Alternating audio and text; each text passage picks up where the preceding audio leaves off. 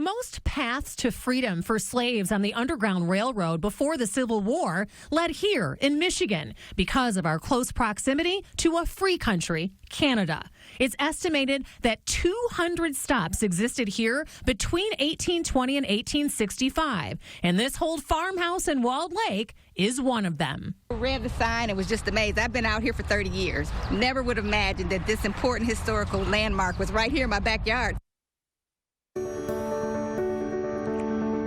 At its original location in Walled Lake, the Banks-Dolbeer Bradley Foster farmhouse was slated for demolition about 30 years ago when residents there urged a developer to hold off until they could raise enough money to have the whole house moved.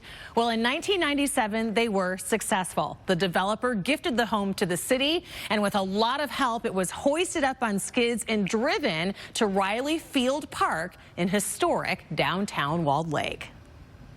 Preserving history. It was built in 1833, and it's the oldest home in Walled Lake. And was a safe haven for slaves on the Underground Railroad. Walled Lake's mayor, Linda Ackley, is a lifelong resident in city government since the 70s and had no idea. It's just very, very important to me that to understand the history. And now, today, it is also tying in with the Black Lives Matter. This is all part of it. This is where it really started, and we are dedicated to preserving our heritage. And transforming it into a museum, but that's expensive, and the home has sat in disrepair for decades. The windows are all boarded up. It looks like a haunted house. Jerry Millen owns Greenhouse across the street. He asked what he could do for the city. Last year, he donated $10,000 for initial outdoor improvements like painting. If we don't restore that house right now,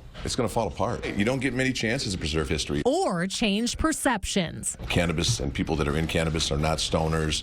They're not bad people. Doing things in the community, I believe, shows, what we're really about. They always give. That's why U-Bake out of Burton, Michigan, the cannabis company, they're contributing money. And they can see this wall and what it was before. Along with local contractors providing restoration and new doors and windows. The windows and doors probably $30,000 to $40,000. It's very exciting to be a part of this, that's for sure. My crew will be installing the windows. The supplier that I'm working with is called Antcliffe Window and Door. Just to put glass back into the building will make the building shine. To actually walk through a building that actually had this kind of history is unbelievable. And we're all coming together, giving money or our time and our efforts to save this. And thank God for the dispensary across the street that is back behind this. We moved out here in 1992.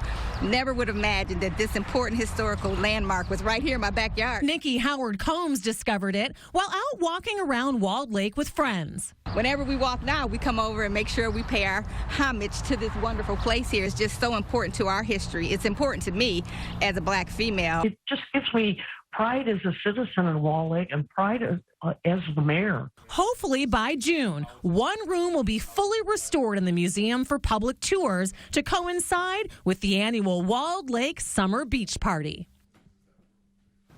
And the farmhouse carries so much more history. Dr. Sarah Gertrude Banks lived there. She was the first woman to graduate from the University of Michigan Medical School. She was Ford Motor Company founder Henry Ford's wife, Clara's personal physician. And Dr. Banks was also well known as a friend of Susan B. Anthony and also was active in the women's suffrage movement in Detroit.